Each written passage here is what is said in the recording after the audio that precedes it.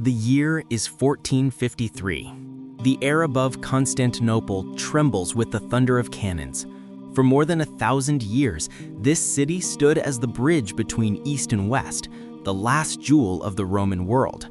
But now, as fire rains from the sky and the mighty walls crumble, one question echoes through history.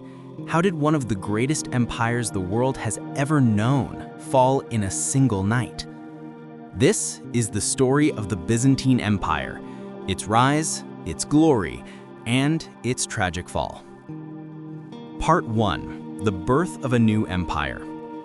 After the decline of the Western Roman Empire in 476 AD, a new power rose in the east, the Byzantine Empire. Its capital, Constantinople, stood on the crossroads of Europe and Asia, controlling key trade routes and guarding the legacy of Rome. The Byzantines saw themselves not as something new, but as Romans reborn, carrying forward the torch of the empire.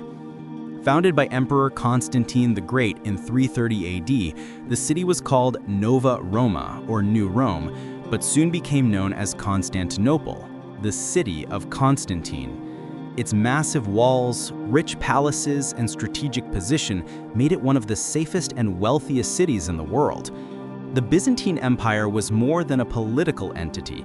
It was a fusion of Roman governance, Greek culture, and Christian faith.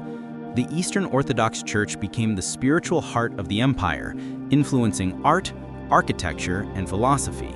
For centuries, Constantinople glittered as the center of the civilized world, while Western Europe plunged into the Dark Ages. Part 2. The Golden Age of Justinian. In the 6th century, Emperor Justinian I brought the Byzantine Empire to its peak. His dream was to restore the Roman Empire's former glory. Under his rule, the empire expanded its borders across North Africa, Italy, and parts of Spain. His brilliant general, Belisarius, won battles that reunited much of the old Roman world. Justinian also reformed the legal system, creating the Corpus Juris Civilis, or the body of civil law, which became the foundation of many modern legal systems. But his most visible legacy was the Hagia Sophia, the massive cathedral built in Constantinople. Its dome seemed to float on air, symbolizing the empire's spiritual and artistic power. Yet Justinian's reign wasn't without suffering. The plague of 541 devastated the population, killing millions. Even as the empire reached its zenith, cracks began to form beneath the surface. Part 3. The rise of Islam and Byzantine survival. In the 7th century, a new force emerged from the Arabian Peninsula, Islam. Within decades, Muslim armies conquered vast territories once under Byzantine control, including Egypt, Syria, and Palestine. The Byzantines faced near annihilation, but under leaders like Heraclius, they managed to survive.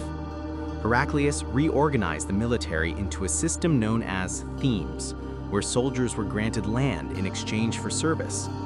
This gave the empire resilience, turning every farmer into a defender of the realm. Although weakened, the Byzantines adapted, blending diplomacy, trade, and religion to survive. They became masters of alliances, espionage, and negotiation. Constantinople remained the shining heart of Christianity in the East. Part 4. The Byzantine Renaissance. Despite centuries of warfare, the 9th and 10th centuries brought a Byzantine revival. Under the Macedonian dynasty, the empire's culture flourished. Scholars preserved ancient Greek and Roman texts. Artists painted glittering mosaics, and the empire's wealth returned through trade with the Mediterranean world. Emperors like Basil II, known as the Bulgar Slayer, restored military dominance, crushing enemies in the Balkans. For a time, it seemed the Byzantine Empire had regained its lost glory. However, beneath the surface, internal power struggles and corruption weakened the political core. The empire had the brilliance of a diamond, but it was beginning to crack. Part 5. The Crusades and the Betrayal. In 1096, the First Crusade began, with Western European knights marching east to reclaim the Holy Land. The Byzantines expected allies, but the Crusaders saw themselves as conquerors. By the time of the Fourth Crusade, 1204, relations had completely collapsed. Instead of fighting Muslims, the Crusaders turned their swords on Constantinople itself. The city was sacked, burned, and looted by Christian warriors. Priceless relics were stolen, churches desecrated, and the Hagia Sophia turned into a stable. This betrayal shattered the Byzantine world. The empire was split into fragments, and for the first time in 900 years, Constantinople was no longer under Byzantine control. Part 6. The Final Restoration. In 1261, the Byzantines, led by Michael VIII Palaiologos, recaptured Constantinople. But the empire that returned was only a shadow of its former self. The once great city was scarred and impoverished. Trade now flowed through Venice and Genoa instead of Constantinople. The Ottomans were rising fast, taking over lands once ruled by the Byzantines. The empire, surrounded on all sides, struggled to hold on, relying on diplomacy and desperate alliances. The emperors still dreamed of revival, but the world had changed. The medieval age was ending, and gunpowder had arrived. Part 7. The Siege of 1453.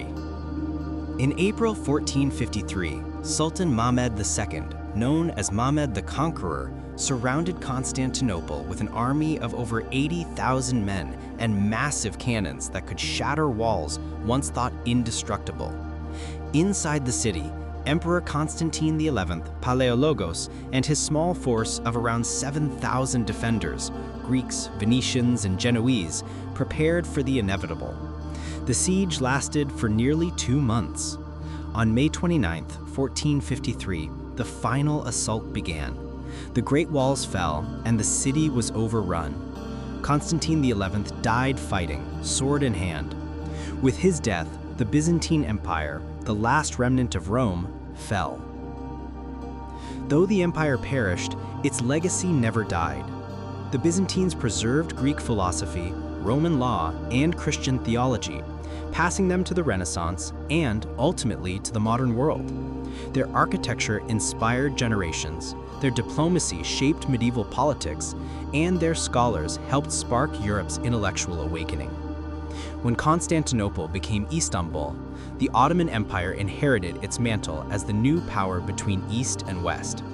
But the spirit of Byzantium, its art, faith, and knowledge, continued to influence the world for centuries to come.